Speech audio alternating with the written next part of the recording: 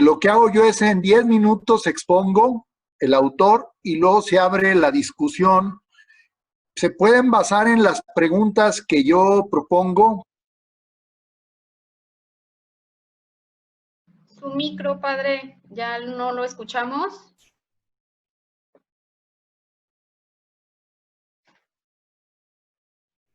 Perdón, es que se me fue el sonido. No se preocupe. Ya voy a tenerlo así para estar listo, porque no lo estaba viendo.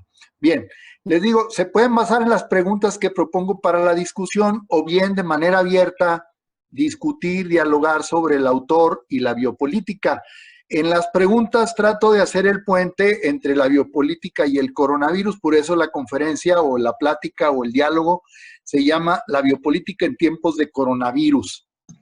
Bien, Mauricio. Sí, pues. Su Se quedó sin audio, padre.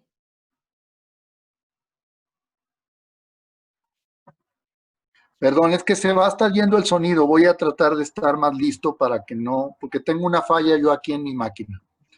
Bien, Mauricio Miranda les mandó 2 subsidios, uno que tomado de la Wikipedia, perdón, y otro muy interesante, un trabajo de un autor chileno, creo que Adán Rosales, una especie de sinopsis de lo que ha sido la biopolítica en el pensamiento de Foucault, no solo de Foucault, Espósito y Agamben, sino también de Gilles Deleuze y otros autores.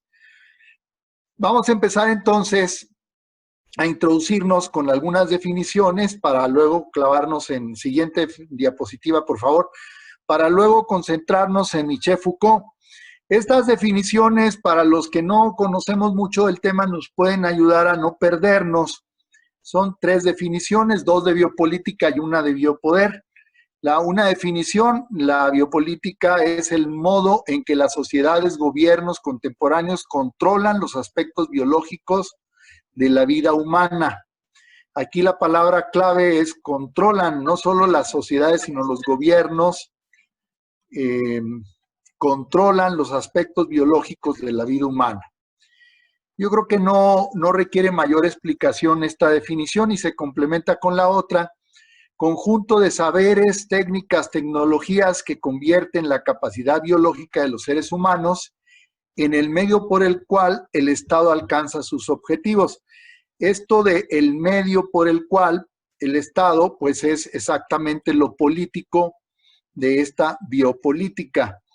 Entonces, el Estado se aprovecha de estas tecnologías para alcanzar sus objetivos, que pueden ser de dominación, de control, de opresión, también pueden ser de liberación, etcétera. Entonces, son definiciones muy, vamos a decir, asépticas, que no toman partido, pues puede ser a favor, puede ser en contra, depende cómo se interprete la definición, pero yo las quise presentar para que no nos perdamos a la hora de ver a los 3 autores, a Foucault, Agamben y Espósito. Bien, la otra definición que algunos distinguen biopolítica de biopoder, pues prácticamente son sinónimos, biopolítica y biopoder, pero pues aquí se hace el énfasis en el dominio que se ejerce sobre los seres vivos con el objeto de hacer crecer su número y multiplicar sus capacidades, gracias a ¿qué? Al progreso de la medicina, la biología y la ingeniería. A quienes trabajamos en Libero se nos hace un poco familiar el asunto porque tenemos en ingenierías 2 carreras que tratan exactamente de esta parte que tiene que ver con la vinculación de la medicina, la biología y la ingeniería, que son la carrera de ingeniería biomédica y la carrera de ingeniería en bionanotecnología. Así como las estudiamos en la Ibero, pues no tienen que ver con el poder ni con la política. Aquí lo que tratamos de hacer es de ver la relación, el vínculo que hay entre la parte, vamos a decir, médica, biológica y la parte política que tiene que ver con el poder. Veamos entonces a Michel Foucault. Siguiente diapositiva. Para Michel Foucault, el problema fundamental, es lógico, es la relación entre el poder político y las tecnologías que operan sobre la vida. Ahorita voy a concentrarme con ejemplos en esto que dice Foucault. Esto lo dice Foucault, los que conocen un poco a Foucault saben que ¿Qué pasó? Bueno, Dime. los que conocen a Foucault saben que este hombre teorizó en cursos, conferencias entre el año 77 y el 80, que muere de SIDA, creo que fue en San Francisco y no en Francia, donde murió. Allí en esos cursos y en esas conferencias, sus discípulos recogieron esas ideas que son, vamos a decir, los pensamientos fundacionales de la biopolítica. Está una conferencia, un curso sobre el nacimiento de la biopolítica, el que leímos ahí en referencia con este autor que mandó Mauricio, Defender la sociedad, etcétera, etcétera. En esos cursos Foucault teoriza sobre este asunto que a él le preocupó, la relación entre el poder político y las tecnologías que operan sobre la vida. Él es quien acuña el término y yo creo que a la base de lo que él dice están estas afirmaciones que nosotros leímos hace muchos años en un librito que se titulaba Micropolítica. Micropolítica, en Foucault no quiere decir la política en chiquito, ¿verdad? Sino más bien él se refiere a el control del cuerpo de los individuos. ¿Por parte de quién? Del Estado, del poder. Por eso la afirmación que leímos en Micropolítica, las relaciones de poder penetran en los cuerpos. Esto que se podría pensar más biológicamente, en un sentido más médico, las relaciones de poder penetran en los cuerpos. Foucault lo quiere relacionar con este asunto de la biopolítica. Más adelante veremos cómo en esa micropolítica él concibe el poder de una manera distinta a como lo pudo concebir el marxismo y otras filosofías. El biopoder en Foucault tiene dos aspectos. Uno, el disciplinamiento del individuo.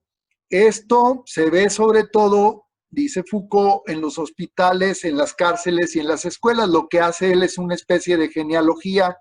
Analiza esto en el siglo XVIII, en el siglo XIX, cómo se empezó a dar ese vigilar y ese castigar, así se titula uno de sus libros, en los hospitales, en las cárceles y en las escuelas. Y esta es una manera de ejercer el biopoder, el disciplinamiento. Y la segunda es el control de la población cuando pues tenemos epidemias como la que estamos viviendo, interviene el Estado, o también en cuestiones que tienen que ver con la reproducción sexual, el Estado interviene y entonces de esa manera domina y controla a los individuos. Ese es el trabajo que hace Foucault, no solamente en estos cursos, sino en Vigilar y Castigar, en el Panóptico, etcétera. Vamos ahorita a hablar sobre el Panóptico. Y finalmente, el gobierno de la vida, pues es la preocupación fundamental de Foucault, cómo los estados, los poderes impulsan la vida o terminan con ella. Con la pandemia del coronavirus hemos visto pues todo este rejuego en las distintas naciones, el pleito entre Trump y China, pues tiene que ver con este asunto de si los poderes impulsan la vida o terminan con ella, que si la vacuna va a ser un bien público o no va a ser un bien público, que si el remdesivir, los tratamientos van a ser, se van a socializar o más bien van a ser propiedad de alguna élite, que si las farmacéuticas van a cobrar poder económico con las vacunas y los tratamientos. Todo esto que hemos estado leyendo tiene que ver con este gobierno de la vida Foucaultiana. Bien, última lámina para entrar a la discusión. Entonces, la siguiente lámina, por favor.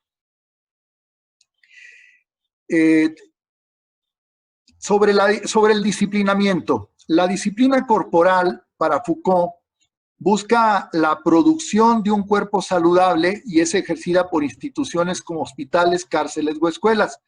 El ejemplo que más utilizó Foucault y que lo toma de otro filósofo, Jeremy Bentham, filósofo del siglo XIX, filósofo utilitarista, es el ejemplo del panóptico. Como lo dice la etimología, pan quiere decir todo, óptico quiere decir ver. Entonces se trata de, no sé, ustedes han visto las cárceles, cómo están esas torres. Desde esa torre, desde lo alto, tú vigilas a todos los presos, a todos los locos.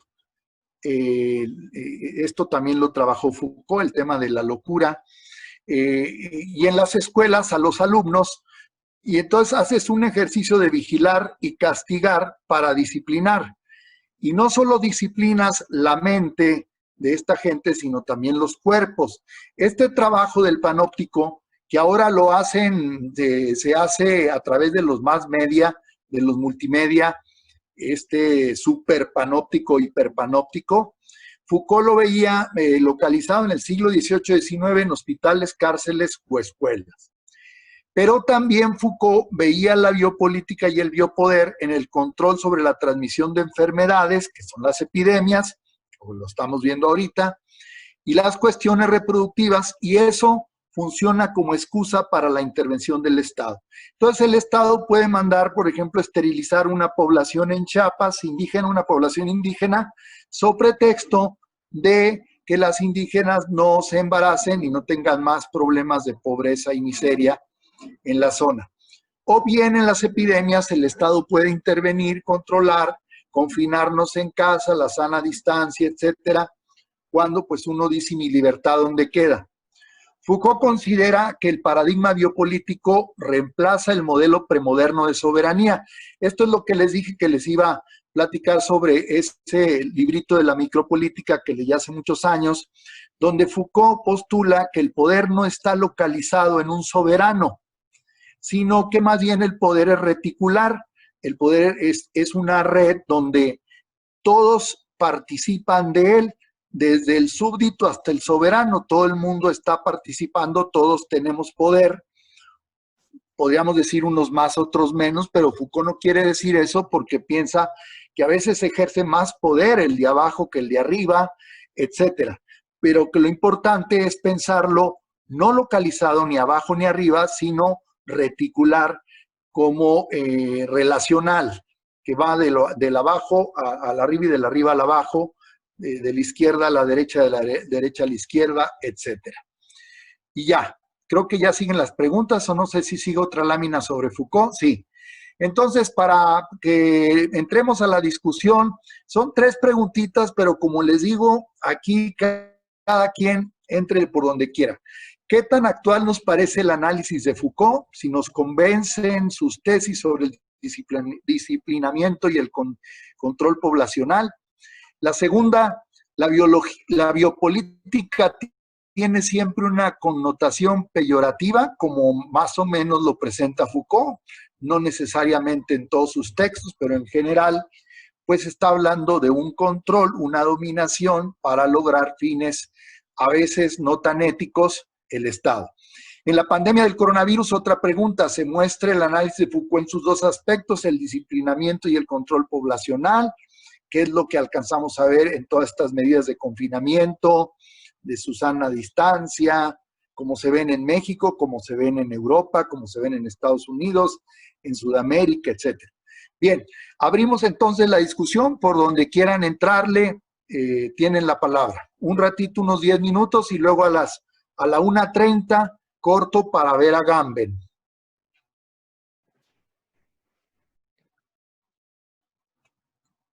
Ok, no sé si gustan ir levantando la mano conforme quieran ir participando o escribir las preguntas por el chat como se les haga más fácil. Ahorita no puedo ver yo a los participantes. Ahí está, ya los puedo ver, ya se dejó de compartir pantalla y ahora sí cedemos el micrófono a quien desee dar su punto de vista o contestar las preguntas que acaba de lanzar el padre.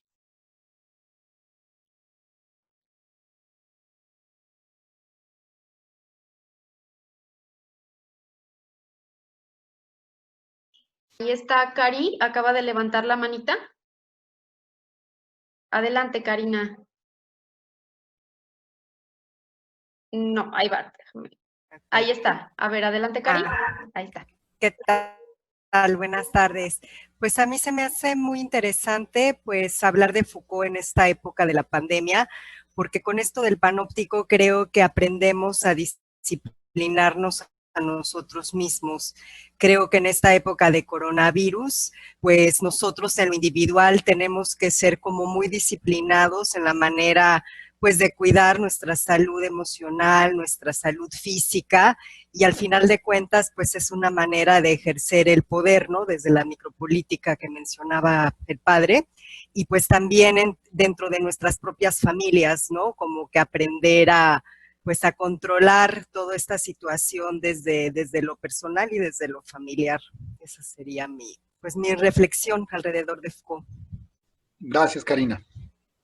Gracias, Cari. Sí. ¿Alguien más?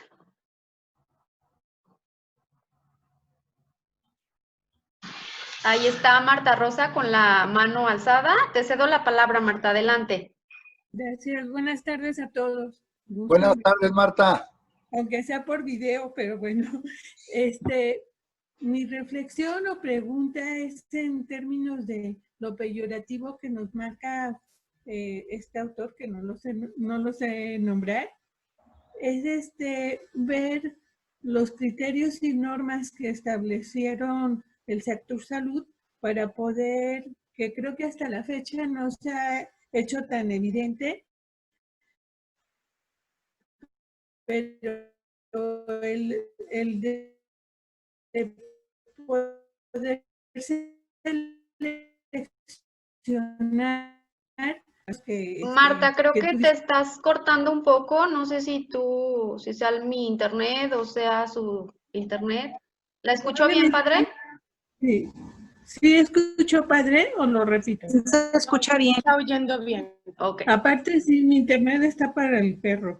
Pero bueno, sí, sí te escucho bien, Marta. ¿Sí nos podría compartir algo sobre esta pues duda e inquietud que tengo yo sobre esta parte de los criterios normáticos de nuestro sector salud? ¿Vale?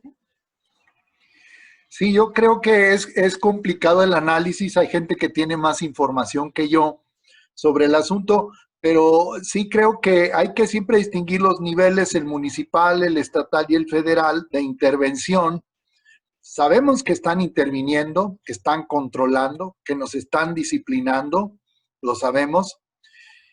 Podemos ser ingenuos y decir que es para bien de nosotros, que ellos quieren nuestro bien, pero como tú dices, se pueden hacer críticas, pudieron estos gobiernos municipales, estatales o el federal entrar a dinámicas de militarización y de establecer estados de excepción. No lo hicieron. Sin embargo, siguen interviniendo en nuestras vidas y nosotros la información la tenemos bastante fragmentada, hay demasiadas fake news. Entonces, yo diría que, lo que diría en resumen es, no hay que ser ingenuos. Si hay un proceso de disciplinamiento y de control, no quisiera yo ahorita decir si bueno, regular o malo, hacer el juicio de valor. Depende, oye, yo esperaría más bien que tiene razón Foucault, no solo en México, en el mundo, un proceso de disciplinamiento y control, y que tiene que ver mucho con la libertad, obviamente, ¿no? Por darnos esa seguridad, nos quitan la libertad, por ahí la de otra, pero sí no hay que perder de vista que puede haber gato encerrado. En fin, lo dejo para que los demás hilen fino sobre el asunto.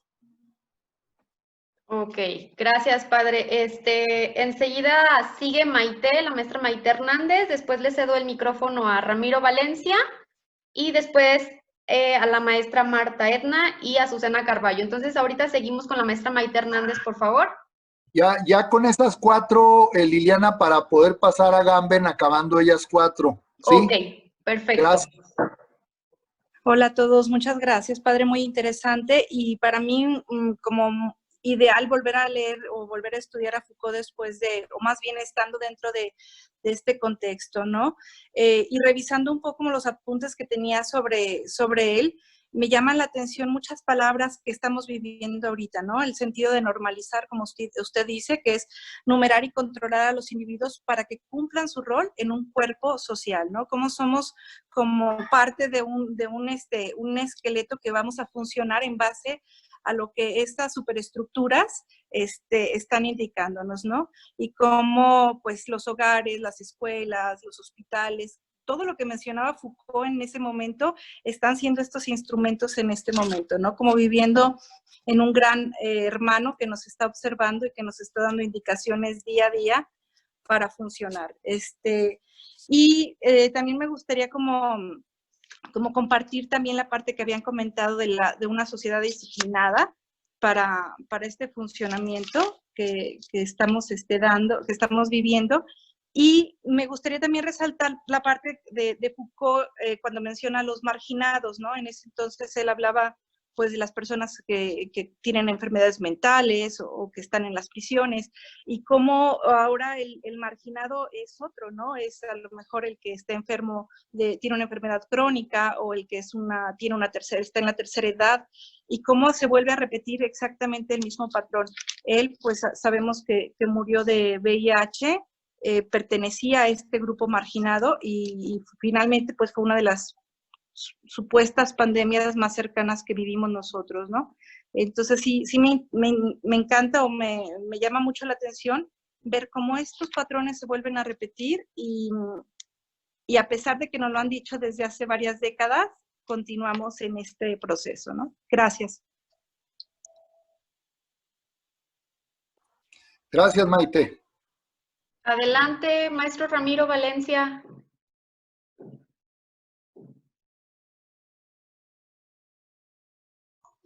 Gracias. Muy buenas tardes a todos. ¿Sí me escuchan? ¿Me escuchan? Sí, ok. Sí, sí, muy bien. Aunque el padre pidió opinión de los expertos, pues yo voy a hacer la excepción, voy a opinar simplemente. Considero que la causa formal de la biopolítica es sublime, es ¿cómo se llama? Incide, su intención es el ayudar al ser humano por el bien del hombre, la causa formal. Sin embargo, ya la causa instrumental es donde interviene algunos hombres para desvirtuar esa esencia. A mí me recuerda este desvirtuamiento, algo que le he señalado a Catón con su columna celebérrima de política y cosas peores. ¿Qué manera de transmitirle al ciudadano común y corriente que la política es algo que está en los niveles peores? De ahí empieza, ¿verdad? Entonces, en concreto, la causa instrumental es el error. La causa formal sigue siendo extraordinariamente bondadosa hacia el ser humano.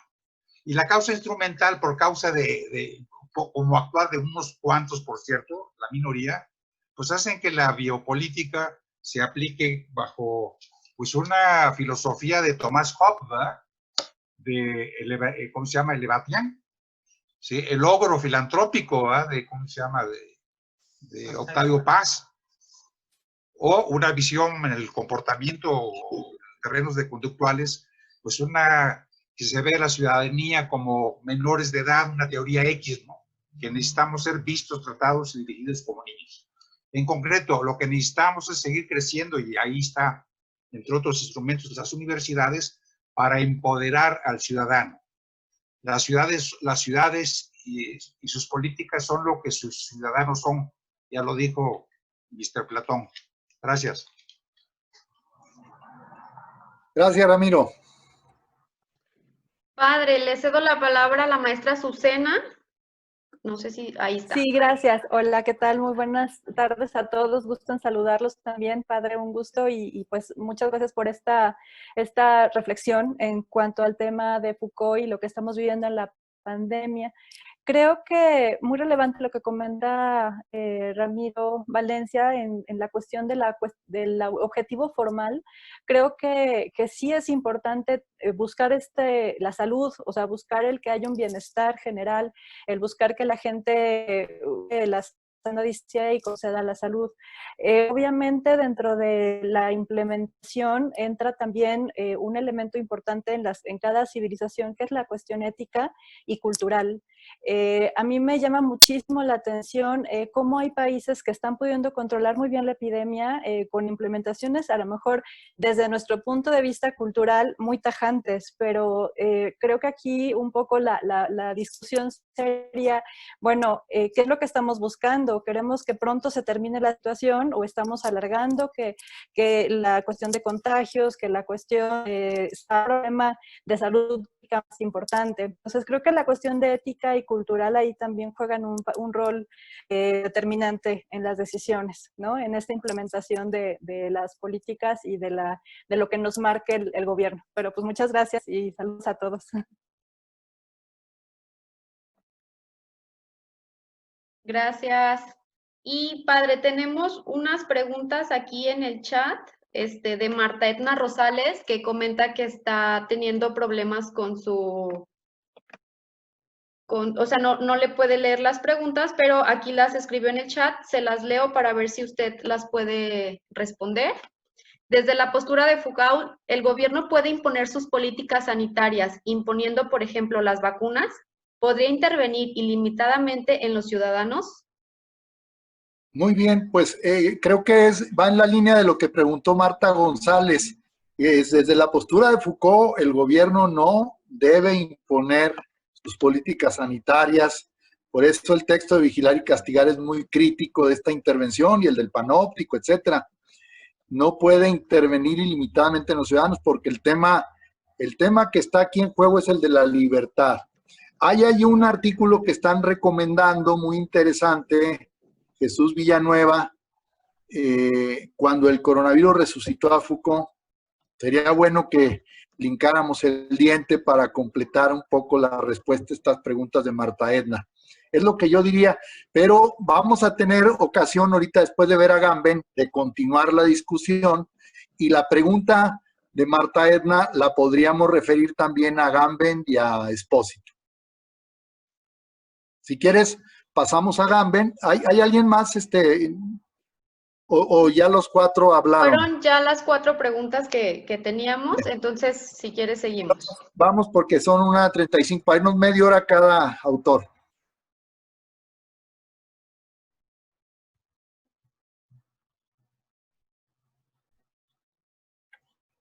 Ahorita Judith va a compartir pantalla para...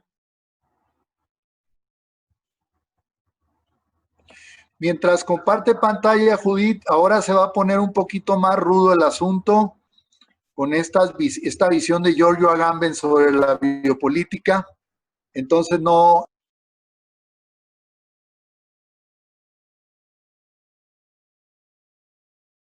Padre, ya no se escucha. Se le fue el audio, padre.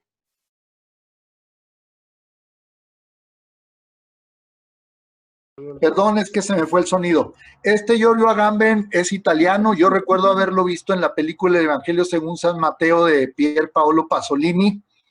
Salía de Felipe, del apóstol Felipe. Agamben, ¿quién iba a decir que ya de grande se iba a convertir en un monstruo de la tanatopolítica, de la filosofía de la tanatopolítica? Por eso digo que se va a poner más rudo, porque la posición de Agamben en biopolítica se conoce como tanatopolítica, o sea, política de la muerte, tánatos, muerte. Entonces, va a hablar más de la muerte que de la biopolítica en un sentido más aséptico, porque ahorita en las intervenciones que hubo, alguno por ahí era más aséptico en la manera de ver la biopolítica, y está bien. Aquí es un foro muy abierto y plural, pero Giorgio Agamben no está de acuerdo. Él dice que los griegos tenían 2 términos para la palabra vida tan importante en biopolítica. El término Zoe, que no tiene nada que ver con el Zoe Robledo, ese que dirige el IMSS, el término Zoe, y ahí viene el zoo de zoológico, de animal, etcétera, que se refiere a la vida como hecho natural en general. Y el término bios Lo conocemos el término bio relacionado a vida, que se refiere a las formas particulares de la vida. El primer término zoe está vinculado al ámbito privado y de la subsistencia. El de nuestra casa, nuestra familia, el individuo en su casa, buscando sus alimentos, etc. Y el segundo se refiere a la esfera política, a la polis, el bios. Esa distinción era muy importante para los griegos. Según Agamben, la novedad de la política moderna es la inclusión de la zoe en el espacio político. Esta cosa muy privada, particular, de que hoy busco mis alimentos, mis galletas de animalitos, pero ahora la voy a incorporar al espacio político, según Agamben. Los individuos entonces ya no son considerados a partir de su particularidad, como dice la expresión bios, que en el párrafo anterior, sino ahora son considerados como mera vida, nuda vida o vida desnuda. Estas expresiones son muy de Agamben, vida desnuda, o sea, están desprotegidos los individuos. El Estado los tiene a su merced. Vamos imaginando la tanatopolítica. Y ahora pasamos a la siguiente lámina. Giorgio Agamben acuña este término, homo sacer, en realidad lo recupera. Homo sacer quiere decir a la letra hombre sagrado. El homo sacer designa el estatuto legal de aquellos individuos que podían ser impunemente asesinados, pero cuyo sacrificio ritual estaba prohibido, porque su vida valía muy poco. Por eso se llama hombre sagrado. Entonces, el hombre sagrado no es un hombre intocable, sino es porque se podría entender la expresión como el hombre intocable. No, es el hombre expuesto y puede ser impunemente asesinado. El homo sacer, dice Agamben, es aquel privado de su bios, de las particularidades que lo convierten en un individuo integrante de una comunidad y que solo le queda su zoe, esta cuestión más particular y privada. Ser declarado homo sacer equivale simbólicamente a ser desterrado. Agamben pone el ejemplo de Guantánamo. Todos conocemos lo que es esa cárcel de Guantánamo, a unas millas de Cuba. Ahí está esa cárcel donde los presos políticos son torturados por los guardias yanquis, etcétera, etcétera. Hay películas, etcétera, sobre el asunto. Aquí lo está poniendo como ejemplo de que esas personas torturadas en esa cárcel de Guantánamo son expresión del homo sacer. Continuamos. Siguiente.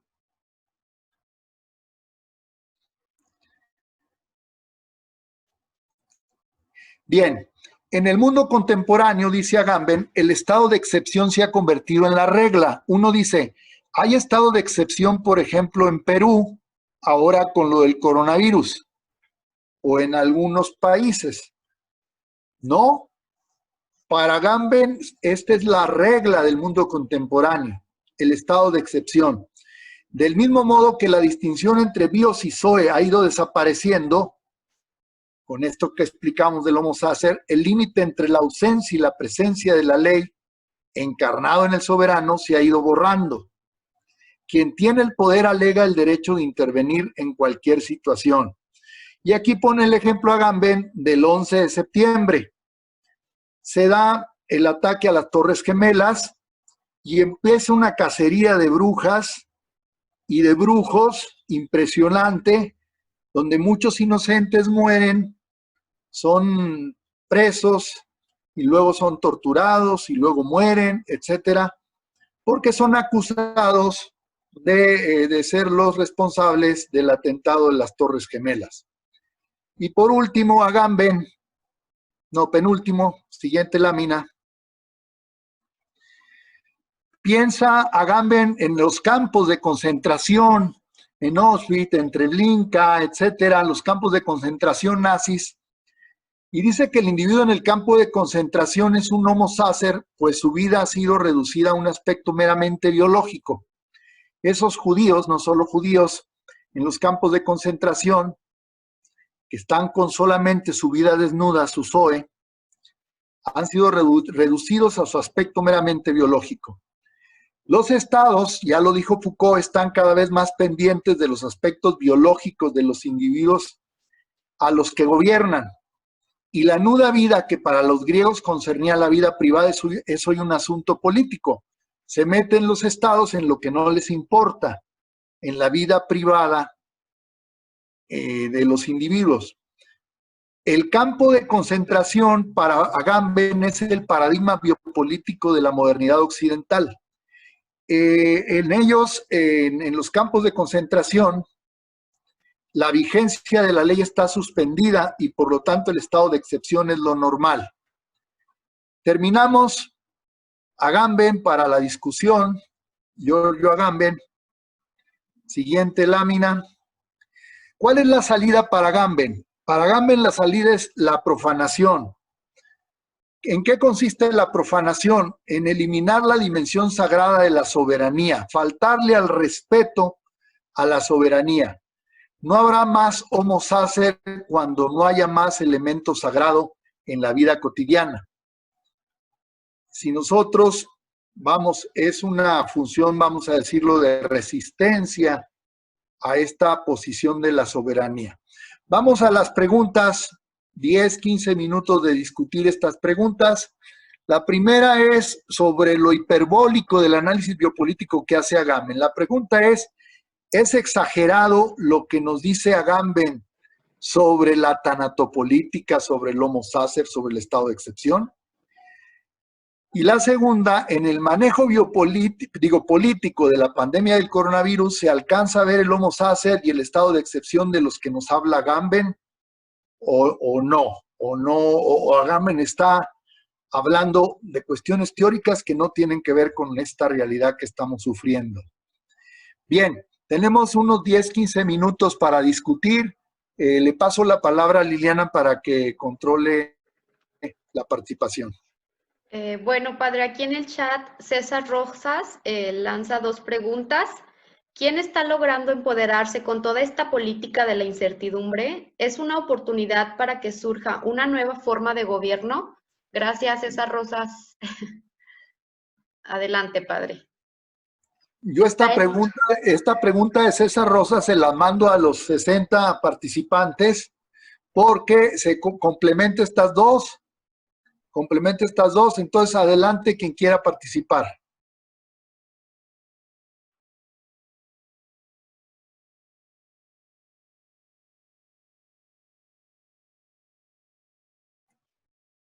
A ver, ¿alguien en la Ibero hay homo sacer o no hay homo sacer? Hay carrilla y bullying, ¿verdad, Mauricio? Esa es otra cosa. A ver, ¿quién quiere participar? Está complicado, pero sí es provocador lo que él dice, lo de la tanatopolítica. Nada más la pregunta es si no está exagerado.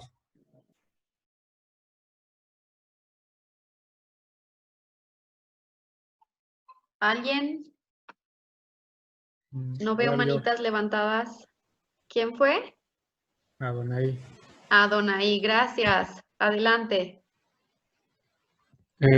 Lo voy a hablar desde el punto de vista de biomédica, porque no creo que sea exagerado en el contexto de que es una realidad.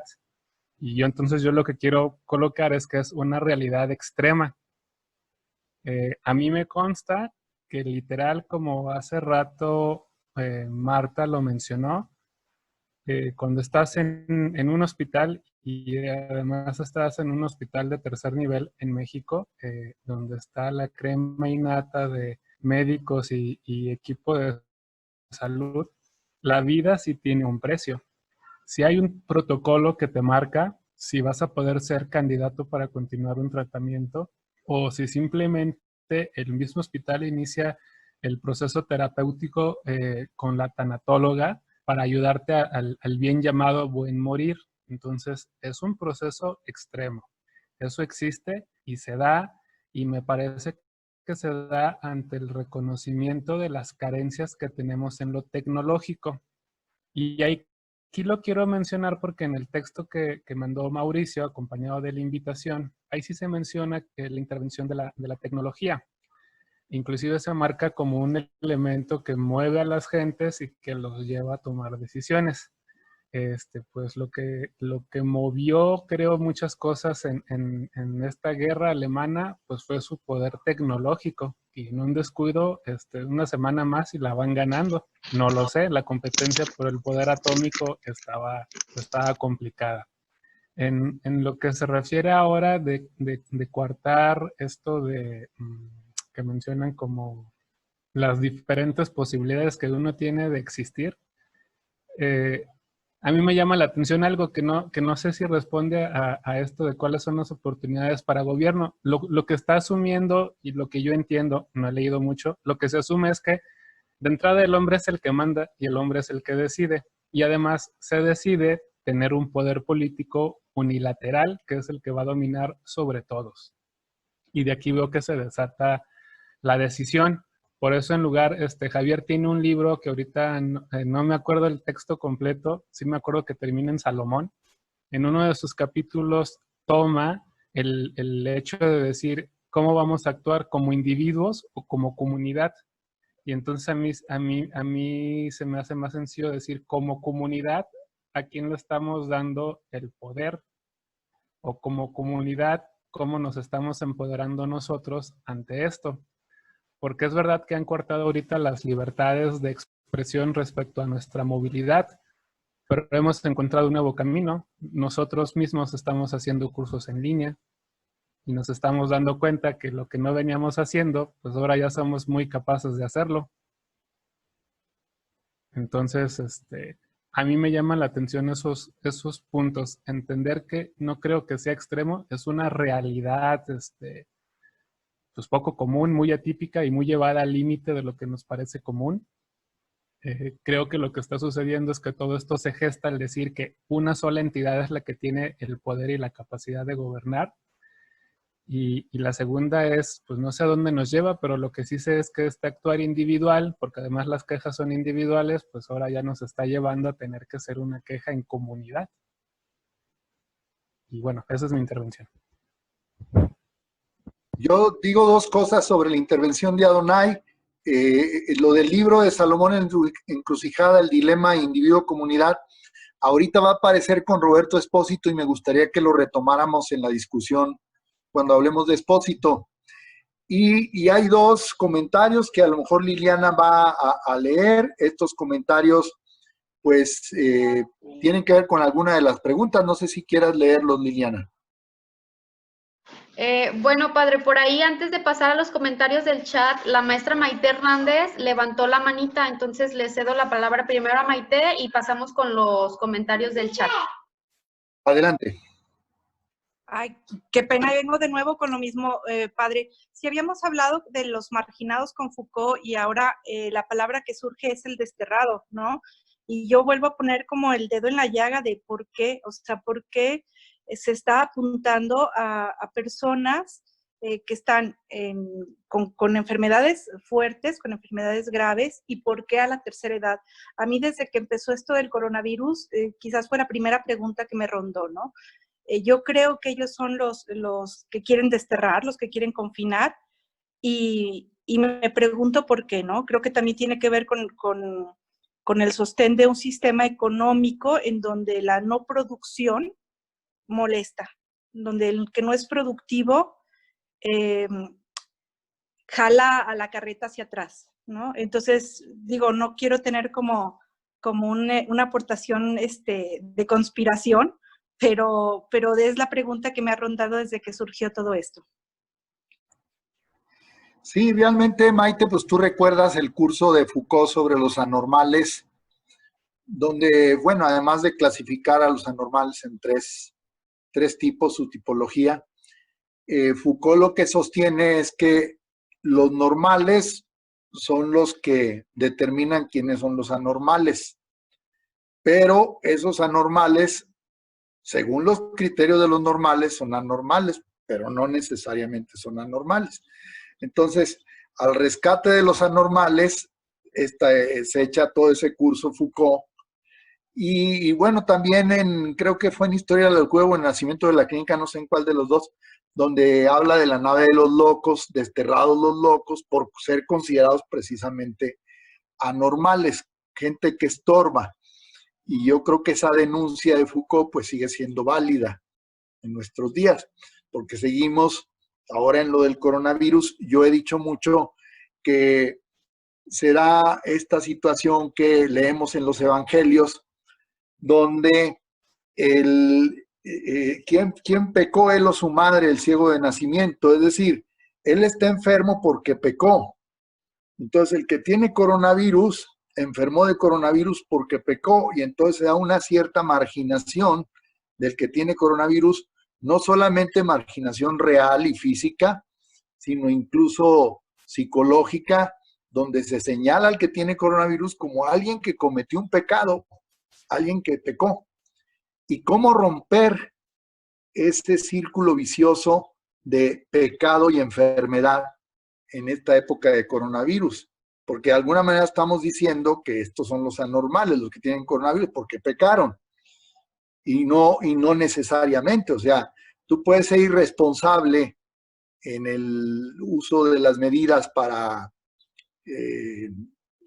ahora con lo del coronavirus, y bueno, alguna irresponsabilidad se te puede imputar, pero a veces en esto del coronavirus tú no eres irresponsable y te contagias, y no tenemos derecho a estar señalando a la gente y decirle, es que pecó.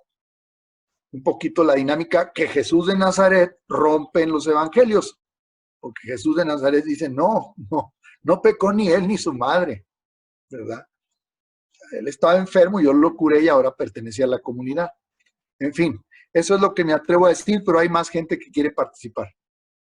En el chat está un comentario de la maestra Susana Carballo. No sé si ella quiera leérselo o procedemos a leerlo. Maestra Susana, ¿se encuentra por aquí en la sala? Sí, gracias, Liliana. Bueno, pues igual rápidamente la intervención.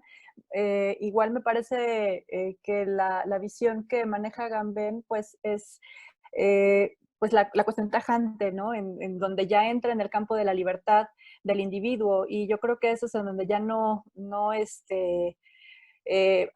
a menos de que el bien común sea lo que se está buscando, que en este sentido es donde entra la discusión de si queremos salvar vidas, tenemos que tomar decisiones en donde ya no hay libertades, ¿no? Y en China, pues este Homo Sacer que desde el principio en Wuhan, pues fue de cerrar fronteras, ser toda la gente en su casa, inclusive estaba viendo el modelo de Hong Kong, que cuando llega la gente tiene que estar 14 días en su casa con un dispositivo en la muñeca para identificar si salen o no de su casa, y que ellos mismos inclusive se puedan aplicar la prueba del COVID-19, pues son cuestiones que a lo mejor para nosotros en Occidente no serían tan válidas. O sea, yo no sé qué tanto podríamos nosotros de repente perder la libertad en ese sentido, ponernos como presos estos como relojes en la muñeca para control de movilidad, a pesar de que sabemos que las malas decisiones de la comunidad afectan a todos, ¿no? Si hay alguien que no tiene síntomas y anda por la calle, pues puede generar que este problema se incremente. Entonces creo que es un poco lo que quería ver, ese estado de excepción, que sí noto que en países como China sí se observan inclusive desde el control de natalidad en los años 70.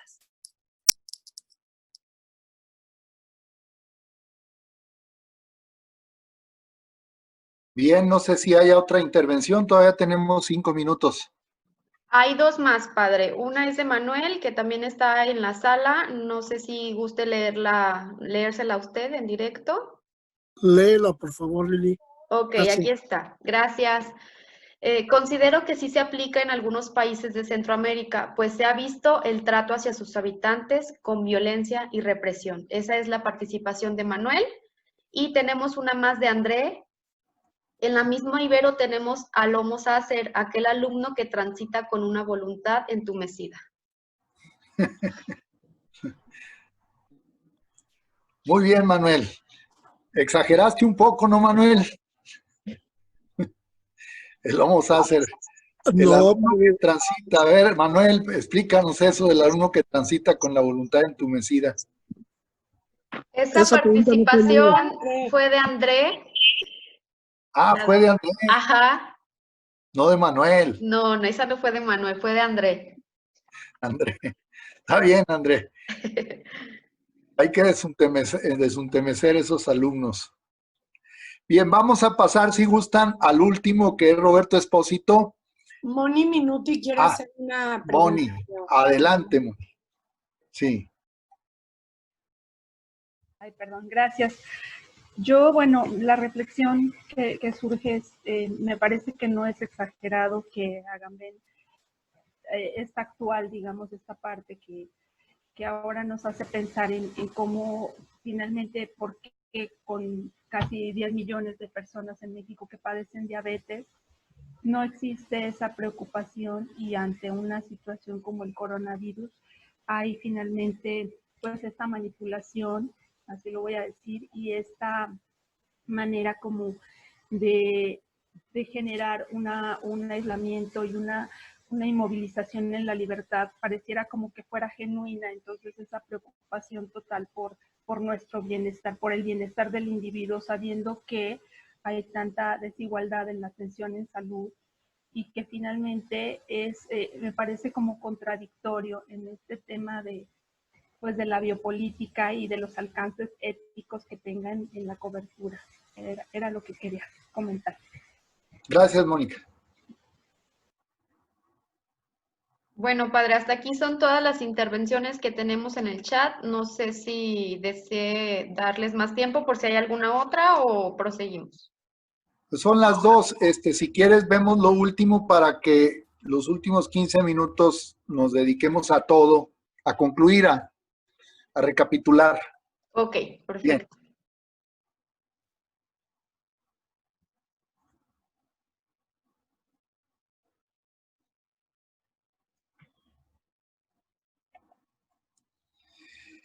Bien, pues vamos con el último autor biopolítico, este autor italiano, Roberto Espósito, más o menos de 70 años. Él ha escrito libros titulados con la palabra comunitas o con la palabra inmunitas, y sobre esto ha versado su reflexión. Él es italiano, es filósofo político, creo que vive en Nápoles, etcétera, etcétera. Bueno,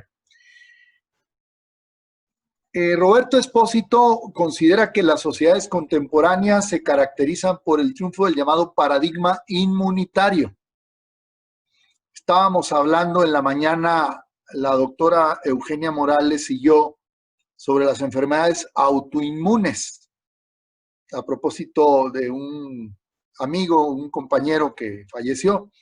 Y sí, de hecho nos lleva a pensar que a lo mejor esta afirmación es exagerada, pero ahorita veamos cómo la relaciona con la expresión comunidad, Espósito, y veamos si es exagerada o no.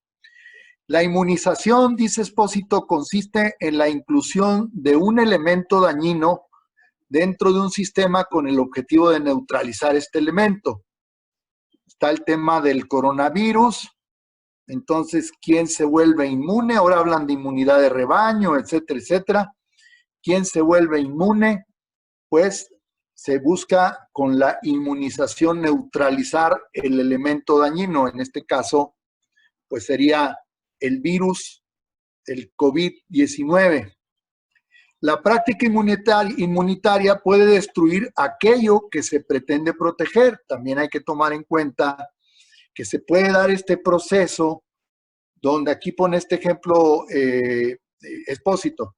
Los dispositivos militares que empleamos para protegernos se pueden volver en nuestra contra.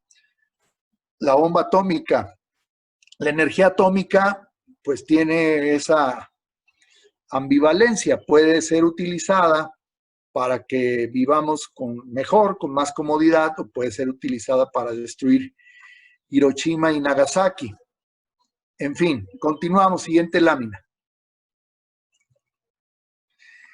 Otro ejemplo que da Espósito, la biopolítica nazi llevó al extremo al paradigma inmunitario, otra vez Auschwitz, otra vez Treblinka, al procurar proteger al pueblo alemán de lo que era considerado como un agente infeccioso, que es el pueblo judío. Pero aquí el paradigma inmunitario es llevado a la autodestrucción, o sea, lo que consiguen los nazis es pues hacerse el harakiri, una autodestrucción,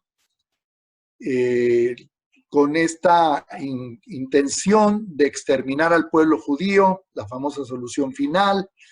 No hablo más de esto porque todo el mundo está, como dijo el gringo, up to the mother de películas gringas sobre el holocausto.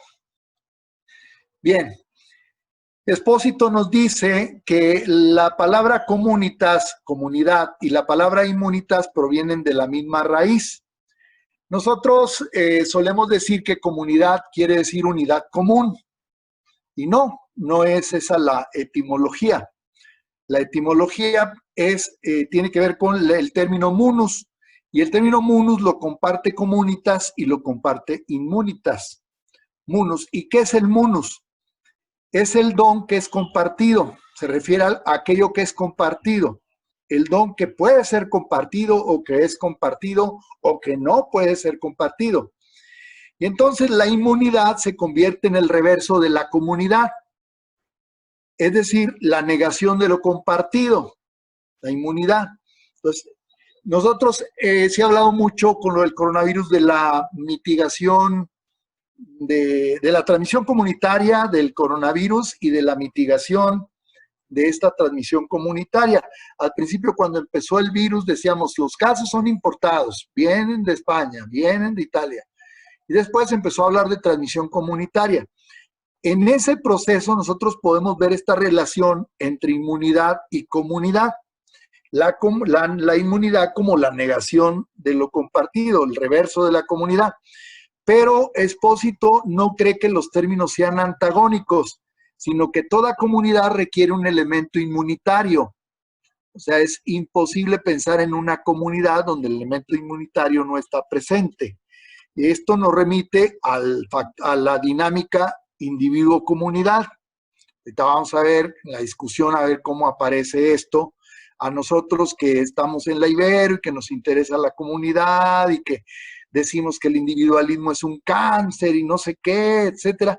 Aquí nos está diciendo no exactamente eso, sino que comunitas e inmunitas están vinculadas, no armónicamente, obviamente, porque toda comunidad requiere un elemento inmunitario, pero no necesariamente le ayuda el elemento comunitario. Bien, vamos al siguiente lámina. La comunidad necesita mecanismos de protección, pero estos mecanismos, pues, o sea, para que el virus no afecte a la comunidad, pero estos mecanismos destruyen al mismo tiempo los vínculos que le dan forma a la comunidad. Se acaba la comunidad, pues todos nos protegemos de todos. Ahorita, de las cosas que más nos han dolido, bueno, pues que la gente no se puede despedir de sus familiares que están falleciendo en el IMSS por COVID-19. Y ese drama de no poder despedirse o despedirse a través de una videollamada, pues es algo muy doloroso.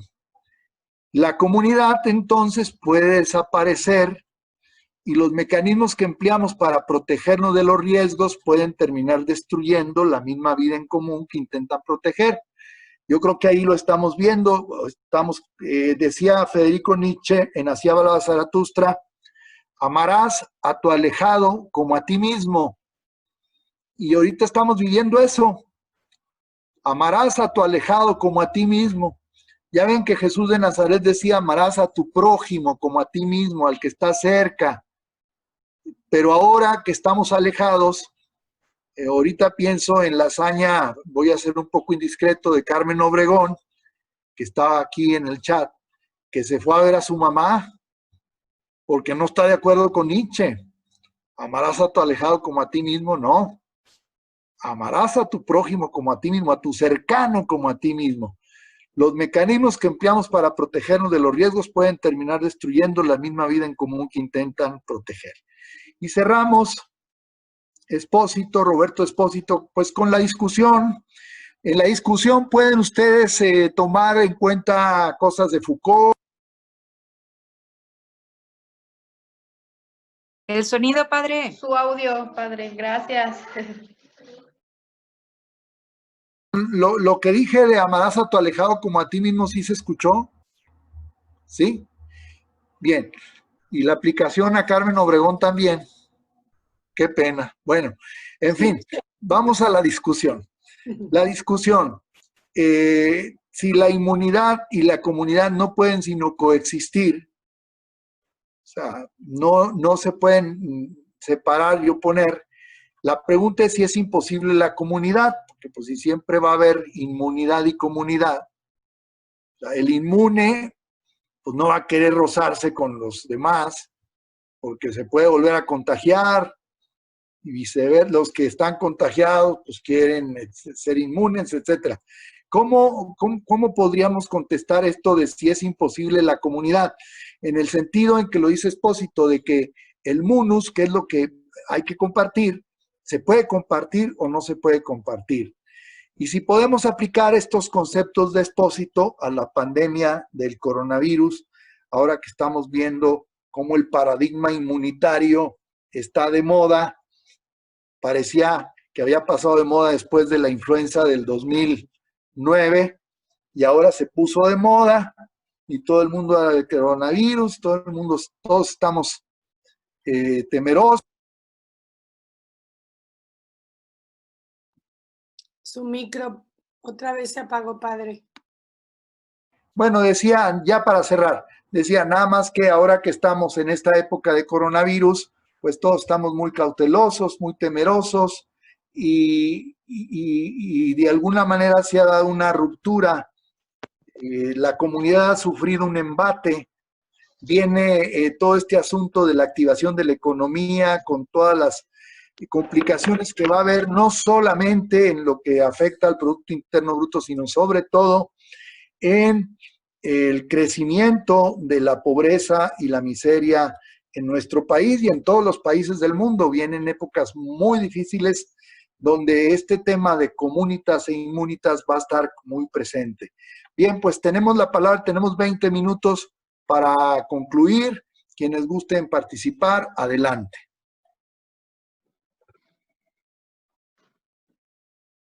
Adelante, cedo el micrófono a quien tenga comentarios, dudas o alguna participación. Allí está Sara Muñoz alzando su manita. Hola, ¿qué tal? Yo me quedo pensando en que no solamente ya es el Estado el que ejerce de alguna manera una dirección y de control, sino que los individuos de alguna manera tomamos eso y lo vamos utilizando, lo vamos a llevar a cabo en esto de me da preocupación para mí o me preocupan los demás y entonces como si uno introyectara ese cuidado del ser humano. O sea, si en algún momento el Estado dice, los seres humanos, los ciudadanos no se saben cuidar, hay que cuidarlos, hay que decirles qué hacer, pero entonces uno aprende y lo tomamos y entonces eso provoca una distancia en la sociedad. Y incluso si hay a quien diga, no me importa, yo sí me acerco a mis seres queridos, el mismo alejamiento y el mismo rechazo va a ser contra ellos, ¿no? O sea, creo que hay algo donde ya no nada más es el Estado el que dice o ejerce este poder, sino creo que cada uno de los individuos también formamos parte de esa crítica, de ese control, de esa queja, de ese ataque incluso. Y ya, muchas gracias. Gracias, Sara. Gerardo Covarrubias también por ahí quiere hacer participación. Adelante, Gerardo. Gracias. Hola, padre. Hola a todos o todas. Perdón por la demora, tenía clase, entonces llegué barriéndome. Pero me parece interesante cómo lo planteas a Espósito, padre, porque creo que, a lo mejor la pregunta sería, ¿cómo ves la diferencia entre esta distinción fundamental en la filosofía social alemana de Ferdinand Tönnies cuando habla de la comunidad y la sociedad? Y habla que la comunidad tenía esta pertenencia obligada, ¿no? Esta pertenencia por sangre, esta pertenencia. Y en cambio la sociedad, por definición, a partir de la revolución industrial y de la masificación y los movimientos rurales hacia las ciudades, ¿no? Se convierte básicamente en esta convivencia en sociedad, ¿no? Gesellschaft, ¿no? Le llama. Entonces, ¿cuál es la distancia que tiene, por ejemplo, esta apreciación entiendo que son más ejercicios más de etimología y de búsqueda genealógica casi una arqueología de los términos. Y de alguna manera Tönnies lo ve desde el punto de vista un poco más desde la genealogía prehistórica y de las condiciones sociales, ¿no? De alguna manera Tönnies sentencia que no va a ser posible hablar de comunidad jamás, por lo menos en los contextos urbanos, con los procesos modernizadores, etc. ¿Cuál sería la diferencia entre Espósito y Tönnies, padre? Mira, sinceramente no conozco a, ¿cómo dices? ¿Tönnies o qué? Ferdinand Tönnies. No lo he leído, pero no puedo responder esa pregunta, pero sí te puedo decir que el tema de la pertenencia, también lo maneja Espósito, es clave en el asunto de la comunitas, la pertenencia. Pertenencia, todos sabemos que hay una corriente en la filosofía que es el comunitarismo, que enfatiza muchísimo la pertenencia, la tradición, la narración, etcétera. Y eso es lo que pretende, que la comunidad perdida se constituya sobre la base de la pertenencia, pero en contra tenemos las posiciones liberales, no sé si sean las posiciones de este autor que tú mencionas, en la línea de la pertenencia no, participación sí. O sea, pertenencia no, participación sí. Yo no pertenezco a la Ibero, yo participo en la Ibero, yo no me pongo la camiseta de la Ibero, yo nada más participo, voy ahí de vez en vez, no crean que vendo mi alma al diablo a una institución o a una comunidad. Esa es la posición opuesta, y esa tendría que ver con la immunitas, ¿verdad? Con el paradigma inmunitario. El paradigma inmunitario precisamente tiene que ir al Ibero, pero no quiere pertenecer. O sea, no me pongo la camiseta, pero sí necesito ir a la Ibero, ni modo que no vaya. Necesito dar la clase, necesito ver a mis alumnos, etcétera. Perdón por el ejemplo. Entonces, yo digo que has puesto el dedo en la llaga en el asunto de la pertenencia, porque es lo propio de la comunitas. Es el don compartido, el munus compartido, se da si se da la pertenencia. Si tú no firmas de que perteneces, pues entonces no te toca tu parte alícuota, tu parte proporcional del don a compartir. Bien. Gracias. Okay. Gracias, Gerardo. Pasamos la palabra al maestro Ramiro Valencia, que también desea hacer participación. Gracias, Liliana. Padre Javier, de hecho, dos preguntas. ¿Cuál es y cuál debería ser? ¿Cuál es la jerarquía, el papel de la bioética ante todas estas corrientes de la biopolítica? ¿Y cuál debería ser su jerarquía y cuál debe ser su papel respecto a la biopolítica? Mira, es una pregunta muy inteligente, Ramiro, porque la bioética obviamente queda subyugada por la biopolítica en estos tiempos. Es decir, uno quisiera que la bioética estuviera, vamos, parejeando con la biopolítica, que estuviera interviniendo y diciendo eso no se vale que controles a la gente así, no se vale que militarices, no se vale que hagas esto. Sin embargo, la bioética, lo que tiene que ver con por ejemplo, estas situaciones de eutanasia, etcétera, ahorita en el coronavirus, queda en un segundo plano cuando estamos hablando de biopolítica. No debería ser así. O sea, yo creo que debería haber una interacción, la bioética debería de intervenir y decir eso no se vale, eso no se puede, etcétera.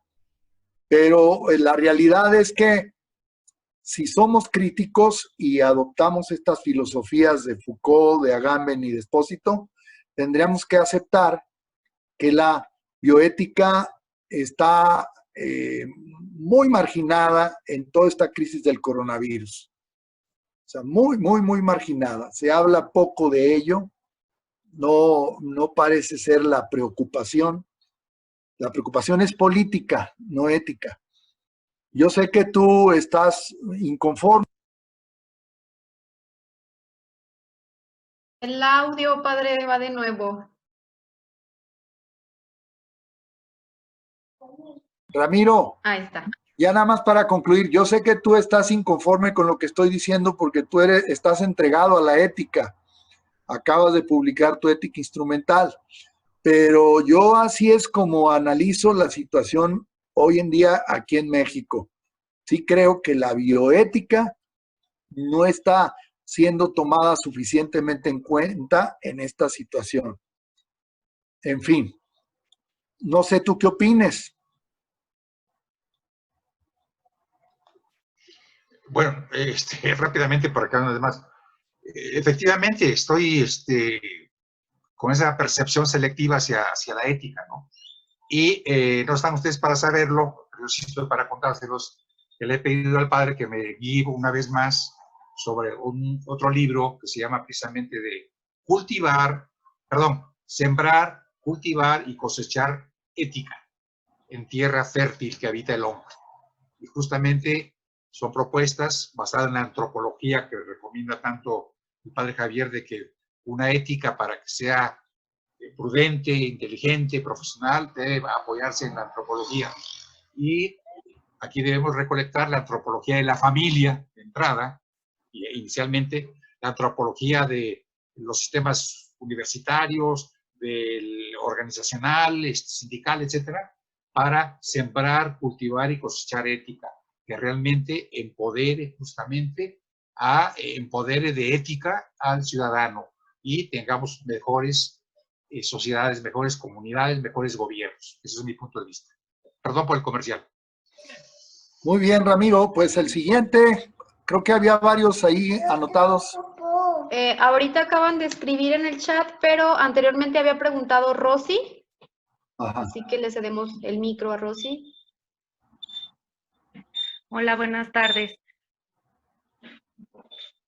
Pues nada más para retomar esta reflexión que hace el padre referente al quién ha pecado y por qué esta persona se ha enfermado, porque esto ya se ve en muchas patologías. Somos, como sociedad, podemos ser como muy duros respecto a algunas patologías y buscamos qué no hizo el paciente, qué dejó de cuidarse, cómo fue deteriorando su cuerpo, sin tomar en cuenta que esas patologías son multifactoriales y que en algunos casos, a pesar del cuidado del cuerpo, a pesar de que nadie ha pecado, esa persona pues resulta tener una patología, pero esto se está agravando pues o se está dejando muy en evidencia en esta emergencia del COVID, o sea, y me parece importante retomarlo y seguirlo retomando con nuestros alumnos, porque no podemos como seguir fomentando como esta parte de pensar que realmente tenemos un control absoluto sobre nuestra salud o sobre el cómo va a evolucionar a lo largo de nuestra vida. No sé qué nos pueda comentar de eso.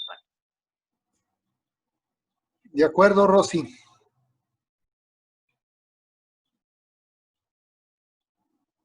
Muchas gracias.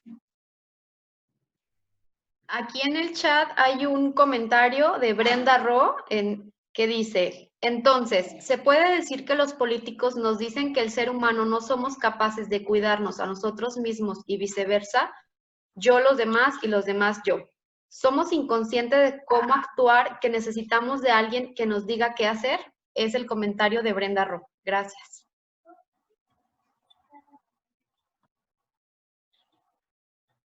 ¿Alguien más?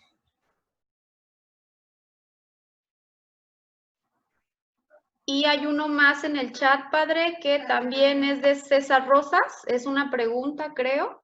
Los más favorecidos estamos perteneciendo a la comunidad. En cuanto al COVID-19, no ha habido decisiones democráticas. Se han algo así, todas las decisiones del poder político. ¿Sí la puede ver en el chat, padre, la pregunta? Sí, esa sí la veo. Esa sí la veo, pero como decía mi amiga, tránsito es cuestión de enfoque, ¿no? No sé qué tanto ha habido decisiones democráticas. Aquí hay otra de Azucena. Azucena, ¿la quieres leer o la leemos? Si quieres leerla, Lili, es un poco como reflexión y a ver si alguien quiere comentarlo, porque creo que va un poco en la cuestión de que son contrarios, ¿no? Y en este caso el Munu se encuentra en Suecia y pues ahí la reflexión a los filósofos, ¿verdad? Dice que Suecia busca la inmunidad comunitaria, dice, ¿verdad? Ah, sí. Miren, esta reflexión de Azucena, sí quiero comentar. Yo creo que no es conclusivo lo que voy a decir, todavía el que quiera participar. ¿Sí me escuchan, verdad? ¿Sí se escucha? Sí, padre. Sí, padre, lo escuchamos.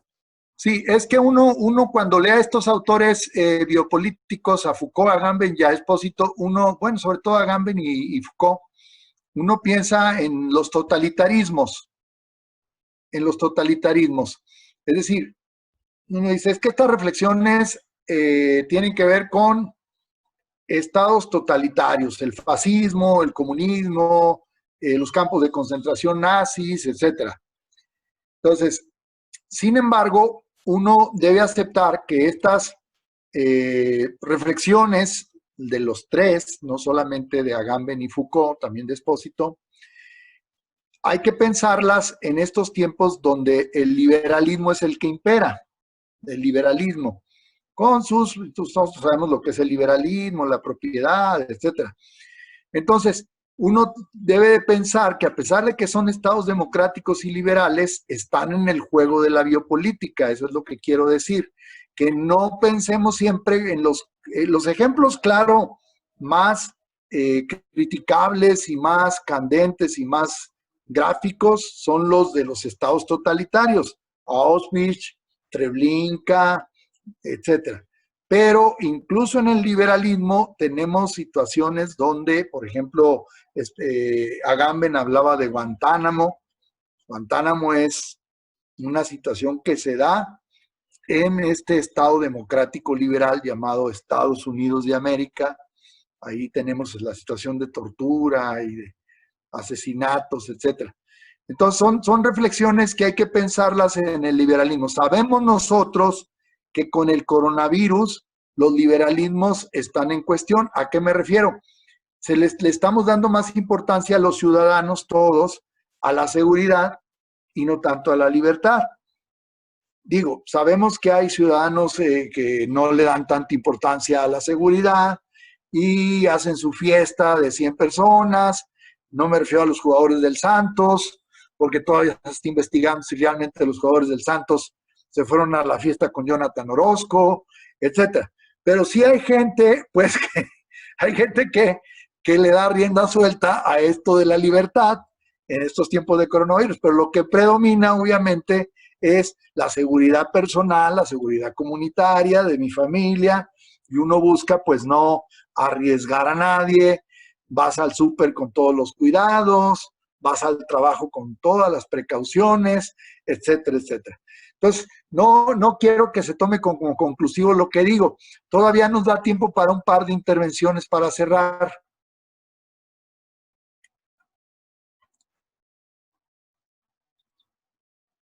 ¿Hay alguien más? Mauricio Miranda tiene la manita levantada. Adelante, Mauricio. Gracias, padre, por exponernos estos conceptos. Me pareció muy interesante. Yo, por ejemplo, había visto siempre el movimiento antivacunas desde una perspectiva equivocada, ¿no? Como una cuestión médica, decía, pues no tiene sentido lo que dicen, pero si ya lo vemos desde estos conceptos y entendemos que de alguna manera el gobierno, ya sea por bien o por mal, está interviniendo en nuestras vidas, pues se entiende esta reacción en contra de no quiero que me controlen, no quiero que me dominen, que es propio pues del juego político, ¿no? De ejercer también nuestro poder desde la ciudadanía. Entonces, estos conceptos nos ayudan a ver de manera más compleja los problemas que estamos viviendo y cómo podemos dialogar mejor.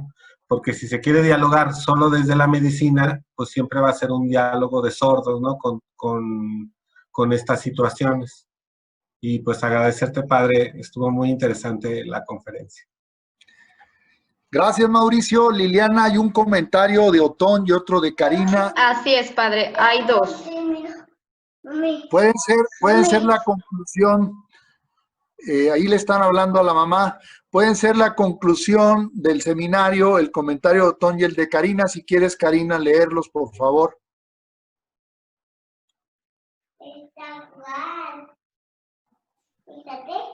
¿Los leo yo o los lees tú, Liliana?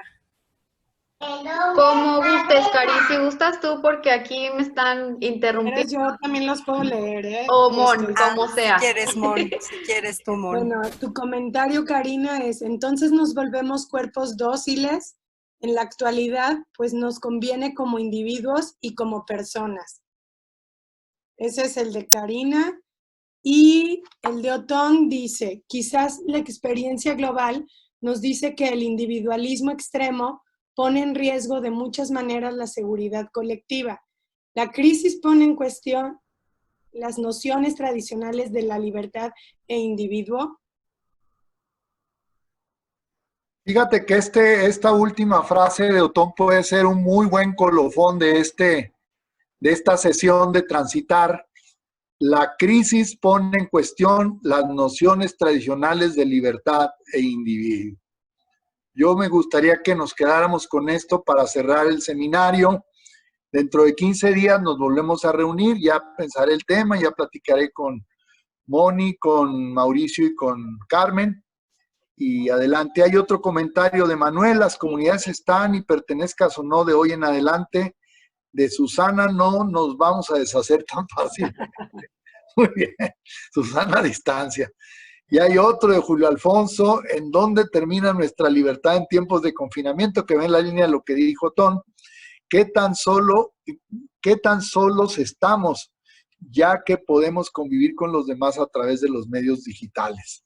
Amarás a tu alejado como a ti mismo. Viva Nietzsche. Nos vemos dentro de 15 días. ¿Tienes algo que agregar, Liliana? No, solamente agradecerles a todos y ahorita les cedo la palabra a Mauricio. Gracias a todos y todas por estar presentes en los diálogos de filosofía. Adelante, Mauricio. Muchas gracias. El artículo del que estuvo hablando el padre, que estuvo muy bien, nos lo consiguió el servicio de referencia de la biblioteca. Aquí está presente Marta Rosa. Entonces, un aplauso, Marta Rosa, manita para arriba. Un aplauso. Está muy bien el servicio para los que lo necesiten. Nada más es cuestión de enviar un correo para que nos ayuden a encontrar libros, que nos ayuden a encontrar artículos, ya sea el que andamos buscando o alguno para suplir. Muchas gracias. Están pidiendo que si lo podemos compartir nuevamente. Y sí, ahorita hicimos también, por eso les pedíamos su correo, para poderles enviar por correo a lo mejor este artículo y también estarles mandando la invitación y el enlace de Zoom, y si el padre nos manda otra lectura para que la puedan tener, y la presentación de hoy. Y bueno, los invitamos a que nos sigan en el Facebook, porque ahí estamos poniendo como todas los eventos que estamos haciendo, y el jueves los esperamos en el Facebook para que platiquemos ahora un poco sobre escritores. Muchas gracias a todos por participar. El correo de Marta es marta.gonzalez@iberoleon.mx. Por si alguien quisiera pedirle apoyo, Marta ahí está apoyándonos. Muchas gracias, Marta. Y bueno, pues gracias a todos. Es un gusto verlos, aunque sea virtualmente. Gracias, gracias, padre. Gracias, nos vemos. Gracias. Gracias. Gracias. Hasta luego a todos, buenas tardes. Hasta luego, Daniel. Adiós. Gracias, padre. Que nos Gracias. Bye.